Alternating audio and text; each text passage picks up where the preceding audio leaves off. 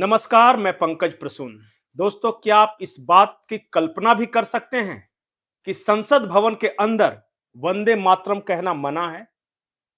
क्या आप सोच भी सकते हैं कि राज्यसभा में आप जय हिंद नहीं बोल सकते? यह बात मुझे नहीं पता थी, लेकिन प्रियंका चतुर्वेदी ने एक खत लिखा और खत में उन्होंने यह कहा कि आखिर किस नियम के तहत वंदे मातरम और जय हिंद नहीं बोल सकते। और जब यह खत सार्वजनिक हुआ, जो चिट्ठी लिखी गई थी, तो पूरे देश में भूचाल आ गया कि आखिर संसद भवन के अंदर वंदे मातरम या जय हिंद, इसको बोलने पर कैसे रोक लग सकती है भाई। लेकिन ऐसा हुआ है और इसे लेकर बवाल है। अब यह कब हुआ, किसने यह रोक लगाई, इस बात से अभी तक तो पर्दा नहीं उठ सका है। लेकिन इसी बहाने एक बार फिर वंदे मातरम को लेकर बहस शुरू हो गई है। संसद भवन के अंदर लोकसभा और राज्यसभा में सोमवार को वंदे मातरम पर बहस होगी। भारतीय जनता पार्टी का यह आरोप है कि वंदे मातरम के साथ शुरू से ही भेदभाव किया गया और यह किया गया एक खास तबके को खुश करने के लिए। वहीं कांग्रेस का यह कहना है कि वंदे मातरम तो हमारा है। यह भारतीय जनता पार्टी क्यों उस पर दावा ठोक रही है? सबसे पहले आइए हम आपको मल्लिकार्जुन खड़गे, जो राज्यसभा में नेता हैं प्रतिपक्ष के, उन्होंने वंदे मातरम को लेकर क्या कुछ कहा और फिर सभापति ने उन्हें क्या टोका, आप खुद सुन लीजिए।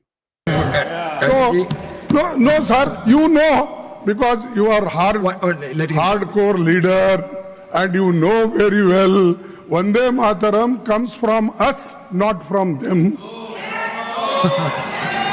Vande Mataram is for everyone. Yes. दोस्तों, वंदे मातरम की कहानी बड़ी मजेदार है। 18वीं शताब्दी में बिहार के बक्सर में भवानी चंद्र पाठक के नेतृत्व में एक आंदोलन हुआ और उसे सन्यासी विद्रोह कहा जाता है। भवानी चंद्र पाठक के नेतृत्व में हुए विद्रोह को वामपंथियों ने नया नाम दिया। सन्यासी विद्रोह हो गया फकीर विद्रोह। अब इसे फकीर विद्रोह क्यों कहा गया, आज तक नहीं पता। लेकिन 1882 में बंकिम चंद्र चट्टोपाध्याय ने इसी सन्यासी विद्रोह पर एक किताब लिख दी और नाम था आनंद मठ। 1882 में किताब लिखी गई थी और ठीक चंद सालों बाद 1896 में कांग्रेस के अधिवेशन में पहली बार इसे गाया गया और 1896 से लेकर लगातार 1937 तक कांग्रेस का अधिवेशन वंदे मातरम के साथ ही शुरू होता था। तारीख याद रखिएगा। इसी बीच 1882 में एक फिल्म भी आई आनंद मठ के नाम से और उसमें दिलीप कुमार, पृथ्वीराज कपूर, गीता बाली, अजीत, ये सब कलाकार थे और फिर उसमें उस वंदे मातरम का गाना डाला गया था जो कि पूरा था। लेकिन 1937 में कुछ अलग हुआ इस देश में। पहली बार अगस्त 1937 जिन्ना ने यह कहा कि वंदे मातरम इस्लाम में हराम है और मुसलमानों को नहीं गाना चाहिए।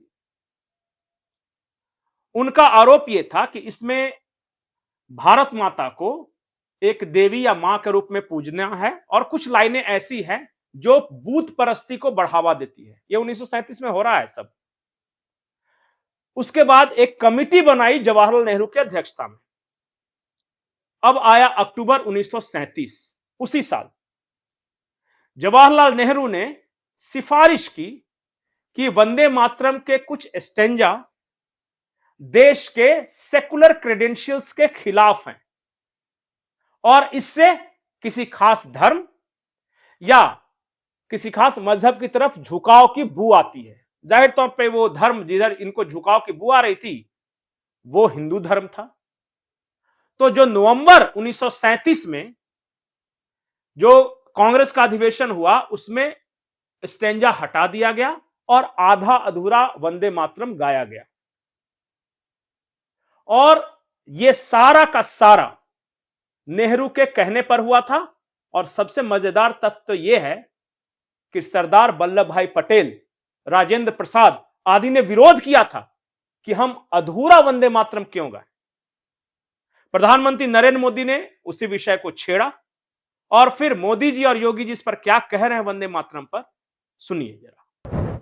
लेकिन जो काम अंग्रेज नहीं कर पाए वो काम कांग्रेस ने कर दिया। कांग्रेस ने मजहबी आधार पर वंदे मातरम के एक हिस्से को ही हटा दिया।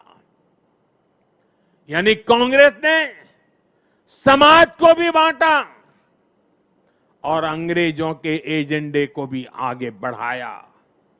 और मैं आज एक बात बहुत जिम्मेदारी से कह रहा हूं, जिस दिन कांग्रेस ने वंदे मातरम को तोड़ने का, काटने का, विभाजित करने का फैसला लिया था, उसी दिन कांग्रेस ने भारत के विभाजन की नींव डाल दी थी। कांग्रेस ने वो पाप नहीं किया होता तो आज भारत की तस्वीर कुछ और होती।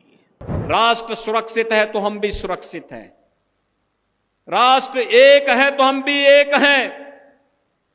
राष्ट्रीय एकता के मार्ग में सबसे बड़ी बाधा यही है जो वंदे मातरम के मार्ग में बाधा है। यही बाधा है और इनको पहचानो, इन चेहरों को पहचानो जो शासकीय योजना में हड़पने की होड़ में पहली लाइन में खड़े होते हैं, लेकिन जब वंदे मातरम गाने की बात होती है तो कहते हैं कि नहीं, हम नहीं गाएंगे। बात सिर्फ वंदे मातरम की नहीं है, चाहे जनगण मन हो या वंदे मातरम हो, हमारा राष्ट्रगीत, हमारा राष्ट्रगान सब आधे अधूरे पढ़ाए गए। कुछ भजन जिसे राष्ट्रीय भजन बना दिया गया उसमें विकृति डाल दी गई, अपने तरफ से नए लाइन जोड़े गए। जैसे सुंदर विग्रह शालिग्राम, मेघा तुलसी सीताराम को ईश्वर अल्लाह तेरो नाम, सबको सन्मति दे भगवान कर दिया गया। जनगण मन की उन पंक्तियों को हटा दिया गया और आज भी अधूरे जनगण मन के बावजूद पंजाब सिंध गुजरात मराठा सिंध नहीं है। वंदे मातरम की कहानी तो बताई ही। मेरा सवाल बस इतना है कि क्या हमें कुछ भी पूरा पढ़ाया गया या एक एजेंडे की तरह काट छांट कर बताया गया? आप बताइए, क्या अधूरी जानकारी देना अपने देशवासियों को यह पाप है? क्या बच्चे जो मॉडिफाइड है या अधूरा है, जो ओरिजिनल नहीं है, उसे सीखना चाहिए? और फिर यह कौन तय करेगा कि सुंदर विग्रह शालिग्राम, मेघा तुलसी सीताराम, भद्र गिरीश्वर तेरो नाम, सबको सन्मति दे भगवान, ये गलत चीज है? कौन ये फैसला कर रहा है? ये सब भारत का संविधान जब बनाया गया था तो उसके कवर पेज यानी जिल्द पर राम दरबार का चित्र था, उसे हटा दिया गया क्योंकि प्रभु श्री राम से इस देश के सेकुलरिज्म को खतरा था। हमारा राष्ट्रगीत बदल दिया गया, हमारा राष्ट्रगान बदल दिया गया, सब आधा अधूरा कटा छटा। हमारे संविधान के प्रियम्बल में संशोधन करके उसमें जबरदस्ती सेकुलर सोशलिस्ट रिपब्लिक ये शब्द डाले गए हैं। क्या हमारे जो मूल संविधान के जनक थे वो बेवकूफ थे?